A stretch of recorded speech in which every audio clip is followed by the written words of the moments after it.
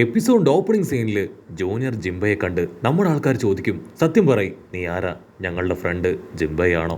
അതിനവനാണെങ്കിൽ അവന്റെ ചിറകുകൾ നിവർത്തി ഫയർ പവർ ഉപയോഗിച്ച് പുറഞ്ച് അറ്റാക്ക് ചെയ്യാണ്. മാസി ഫെസ്റ്റുകൾ അവറ്റോടൊന്നായിട്ട് ഇപ്പൊ അറ്റാക്ക് ചെയ്യാൻ അവിടേക്ക് കടന്നു വരും.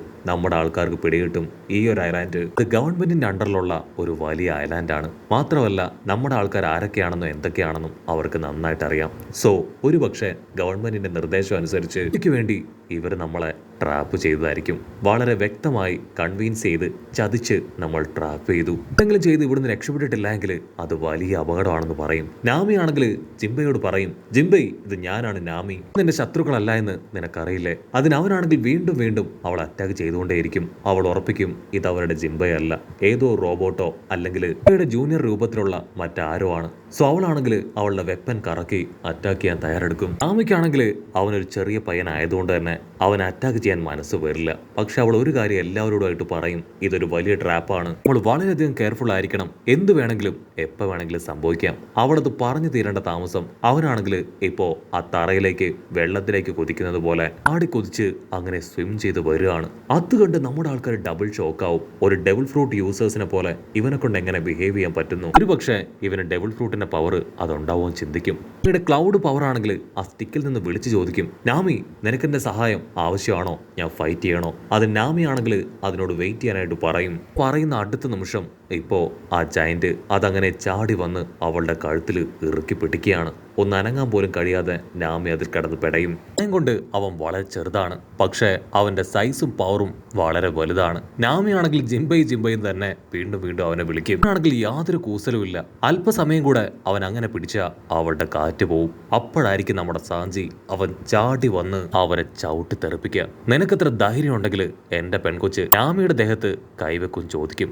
അവനാണെങ്കിൽ തെറിച്ചുപോയി അടിച്ചു വീഴും. നാമിയാണെങ്കിൽ ശ്വാസമൊക്കെ വലിച്ചു വിട്ട് ഒരു ഭാഗത്തിരിക്കുകയാണ്. ഇവിടെ റോബിന് കൺട്രോൾ പോവും. ഞങ്ങളുടെ പവർ അത് നിനക്ക് കാണിച്ചു തരാന്ന് പറഞ്ഞ് റോബിനാണെങ്കിൽ ഇപ്പോൾ ഉള്ള ജയന്റ് പവറിലേക്ക് പോവാണ്.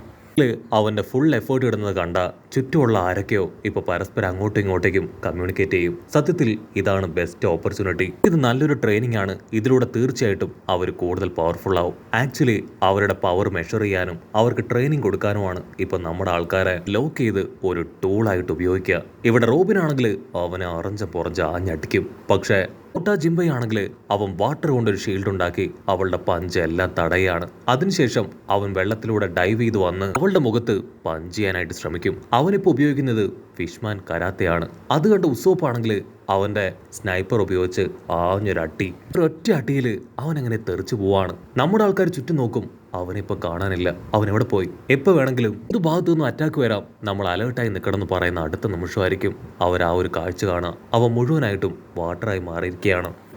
ജിംബൈ ആണെങ്കിൽ വീണ്ടും ബാക്ക് ടു നോർമലായി ഉസോപ്പിന്റെ പിന്നാലെ ഓടും. അത് കണ്ട സാഞ്ചി ആണെങ്കിൽ അവനെ തടയാൻ ശ്രമിക്കുമെങ്കിലും ജിംബൈ ഇവന്റെ കാര്യം അത് ഞാൻ നോക്കിക്കോളാന്ന് പറഞ്ഞ് ലേസർ പവർ ബീം അതങ്ങനെ എയിം ചെയ്ത് ആഞ്ഞടിക്കും. പക്ഷെ ജസ്റ്റ് മിസ്സിന് അവൻ വാട്ടറായി മാറി രക്ഷപ്പെടുകയാണ്.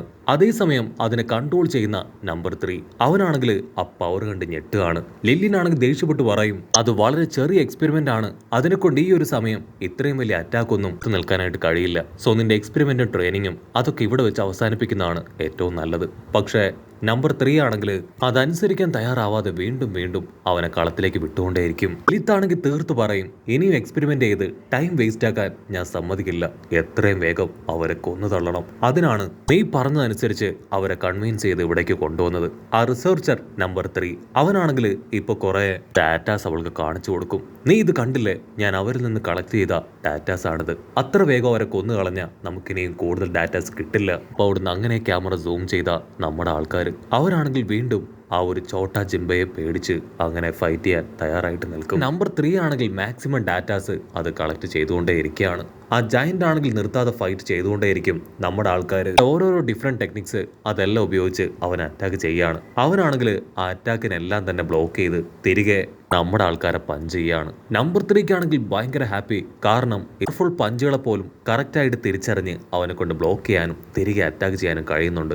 സോ ഇതിനുശേഷം ഇത്രയും വലിയ പവറുകൾ ആരുപയോഗിച്ചാലും ജിംബയ്ക്ക് ഈസി ആയിട്ട് അവരെ ഫൈറ്റ് ചെയ്ത് തോൽപ്പിക്കാനായിട്ട് കഴിയും. സോ ആ സന്തോഷത്തിൽ അവൻ വീണ്ടും വീണ്ടും ഡാറ്റാസ് കളക്ട് ചെയ്യാണ്. ഇവിടെ ഇവിടെ നമ്മുടെ ആൾക്കാർക്കാണെങ്കിൽ ഇതിന്റെ കയ്യിൽ നിന്ന് എങ്ങനെയെങ്കിലും രക്ഷപ്പെട്ടു പോകണം എന്നൊരു ചിന്ത മാത്രമേ ഉള്ളൂ. അവരതിനു വേണ്ടിയുള്ള പ്ലാനുകൾ അത് കാര്യമായിട്ട് ഡിസ്കസ് ചെയ്ത് അതുമായിട്ട് ഫൈറ്റ് ചെയ്യും. അവിടുന്ന് അങ്ങനെ കട്ട് ചെയ്ത് നമ്പർ 6നെ കാണിക്കും. അതാണെങ്കിൽ എഴുന്നേറ്റ് ഫുഡ് കഴിക്കാനായിട്ട് തുടങ്ങുകയാണ്. അത് ഫുഡ് കഴിക്കുന്തോറും ഇവിടെ എഡിസണും ബാക്കിയുള്ളവർക്കും എല്ലാം തന്നെ അവരുടെ വയറ് അതങ്ങനെ നിറയാനായിട്ട് തുടങ്ങുകയാണ്. ആക്ച്വലി ഇവരെല്ലാവരും തമ്മിൽ ഒരു ഇന്റർ കണക്ഷൻ ഉണ്ട്. ആണെങ്കിൽ നിർത്താതെ ഫുഡ് കഴിച്ചുകൊണ്ടിരിക്കും തോറും ഇവരുടെ എനർജി അതങ്ങനെ കൂടി വരികയാണ്. അല്പസമയം കഴിഞ്ഞ് അവളിങ്ങനെ വലിച്ചു വാരി തിന്നുന്നതുകൊണ്ട് തന്നെ അവർക്ക് വയറിന് വല്ലാത്ത ബുദ്ധിമുട്ട് തോന്നും. അത് മനസ്സിലാക്കി അവള് ഒന്ന് ബാത്റൂമിൽ പോയിട്ട് വരും.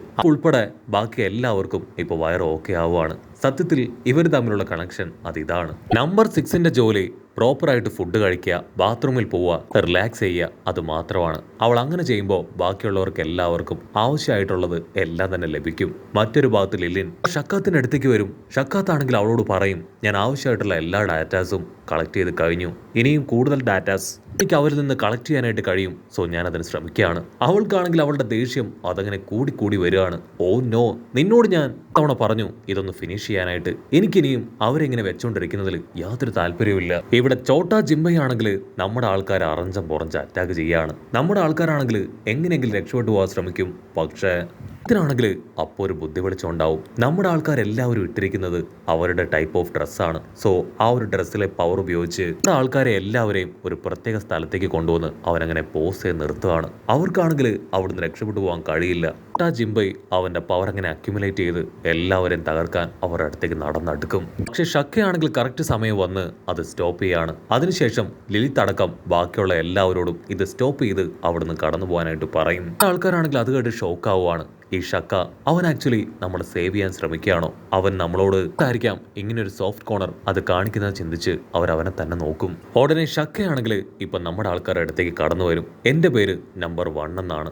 സത്യത്തിൽ എക്സ്പെരിമെന്റ് നടത്താനാണ് നിങ്ങൾ ഇവിടേക്ക് കൊണ്ടുവന്നത്. അത് കേട്ട് നമ്മുടെ ആൾക്കാർ ഷോക്കായിട്ട് ചോദിക്കും, ആ ഒരു പെൺകുട്ടി ലിലിത്ത് അവള് വളരെ നന്നായിട്ടാണ് അവളോട് സംസാരിച്ചത്. ഇവിടെ എത്തിയതിനു ശേഷം അവളുടെ നേച്ചർ മാറി ഞങ്ങളെ ഇങ്ങനൊരു ട്രാപ്പിലേക്ക് തള്ളിവിട്ടു. അതിനവൻ പറയും, നിങ്ങൾ അതിനെക്കുറിച്ച് ഓർത്തൊന്നും കൂടുതൽ ബോധേടാവേണ്ട ആവശ്യമില്ല. നിങ്ങളിപ്പോൾ ഓക്കെയാണ്, സേഫാണ്. ഈ ഒരു റൂമിന് ഒരുപാട് പ്രത്യേകതയുണ്ട്. ചില മാഗ്നറ്റിക് പവർ അതുള്ളതുകൊണ്ടാണ് നിങ്ങളുടെ ഷൂസും ഡ്രസ്സൊക്കെ കൺട്രോൾ ചെയ്ത് നിങ്ങളെ ഇതുപോലെ പൗസ് ചെയ്ത് നിർത്താൻ ഞങ്ങളെ കൊണ്ട് കഴിഞ്ഞത്. ഫ്രാങ്ക് ആണെങ്കിൽ ദേഷ്യപ്പെട്ട് ചോദിക്കും, നിങ്ങൾ എല്ലാവരും വേഗ് ഓഫ് പങ്ക്സ് ആണോ? സത്യത്തിൽ എത്ര വേഗ് ഓഫ് പങ്കുമാര് ഇവിടെ ഉണ്ട്? ഇവിടെ ചോദ്യം കേട്ട് അവൻ ചിരിക്കാനായിട്ട് തുടങ്ങും. കട്ട് ചെയ്താ ഇവിടെ ലൂഫിയെയും ചോപ്പറിനെയും കാണിക്കും. അവർ രണ്ടുപേരും ആ സ്ക്രാപ്പ് യാർഡിലൂടെ ഓടി നടക്കുകയാണ്. അവർക്ക് യൂസ്ഫുൾ ആയിട്ടുള്ള എന്തെങ്കിലും വെച്ച് കണ്ടെത്താൻ കഴിയുമോ എന്നതാണ് അവരിപ്പോൾ സെർച്ച് ചെയ്തുകൊണ്ടിരിക്കുന്നത്. അവർക്കാണെങ്കിൽ ഒരുപാട് അത്ഭുതം തോന്നും. കാരണം ടൺ കണക്കിന് ഫെയിലിയർ എക്സ്പെരിമെന്റ് തിങ്സ് ആണ് അവിടെ കൂട്ടിയിട്ടിരിക്കുന്നത്. സോ അവന്റെ ഇൻവെൻഷൻസ് അത് അൺലിമിറ്റഡ് ആണ്. ഒരുപാട് ഇൻവെൻഷൻസ് വേഗ് ഓഫ് പങ്ക് അവൻ നടത്തിയിട്ടുണ്ടെന്ന് മനസ്സിലാക്കി അവനെക്കുറിച്ച് വളരെ കാര്യമായിട്ട് സംസാരിക്കും. ജ്വല്ലറി പെണ്ണിനാണെങ്കിൽ അവനെക്കുറിച്ച് പുകഴ്ത്തി സംസാരിക്കുന്നത് ഒട്ടും ഇഷ്ടപ്പെടില്ല. ഇവിടെ ഷക്കയാണെങ്കിൽ ഇപ്പൊ അവരോട് ചോദിക്കും, ഈ ഒരു ഐലാൻഡ് കാണുമ്പോൾ ഫ്യൂച്ചർ ഐലാൻഡ് ആയിട്ട് നിങ്ങൾക്ക് തോന്നുന്നുണ്ടോ? ഫ്രാങ്കി ആണെങ്കിൽ ഉടനെ മറുപടി കൊടുക്കും, തീർച്ചയായിട്ടും എനിക്കങ്ങനെ തോന്നുന്നുണ്ട്. ഇത്രയും ഇൻവെൻഷൻസ്, ഇത്രയും ടെക്നിക്സ് അത് ഞാൻ എവിടെയും കണ്ടിട്ടില്ല. നമുക്ക് ശത്രുക്കളായിരിക്കാതെ മിത്രങ്ങളായി ഇരുന്നൂടെ? എനിക്ക് ഇൻവെൻഷൻസിനെ കുറിച്ചൊക്കെ അറിയാൻ ഒരുപാട് താല്പര്യമുണ്ട്. ഒക്കെയാണെങ്കിൽ അപ്പോഴായിരിക്കും ഒരു ട്വിസ്റ്റ് അവർക്ക് കൊടുക്കുക. ആക്ച്വലി ഇത് ഫ്യൂച്ചർ അല്ല, മറിച്ച് 100 വർഷങ്ങൾക്ക് മുൻപുള്ള ഒരു പാസ്റ്റ് ഐലാൻഡാണ്. കട്ട് ചെയ്ത ഇവിടെ ലൂഫി അവൻ വർഷങ്ങൾ പഴക്കമുള്ള ഒരു ജയന്റ് റോബോട്ട് കാണും. ആണെങ്കിൽ ആ റോബോട്ട് കണ്ട് ഭയങ്കര അത്ഭുതം. അവരെല്ലാവരും അതിന്റെ മുകളിലേക്ക് പാഞ്ഞു കയറി കളിക്കുന്നതോട് കൂടെ ഈ ഒരു എപ്പിസോഡും അവസാനിക്കുന്നു. എപ്പിസോഡ് ഇഷ്ടപ്പെടുകയാണെങ്കിൽ തീർച്ചയായിട്ടും ലൈക്ക് ചെയ്യാനും കമന്റ് ചെയ്യാനും ഷെയർ ചെയ്യാനും മറക്കല്ലേ. അടുത്തൊരു അടിപൊളി എപ്പിസോഡുമായിട്ട് കാണുന്നവരെ it's me with Mallu episode.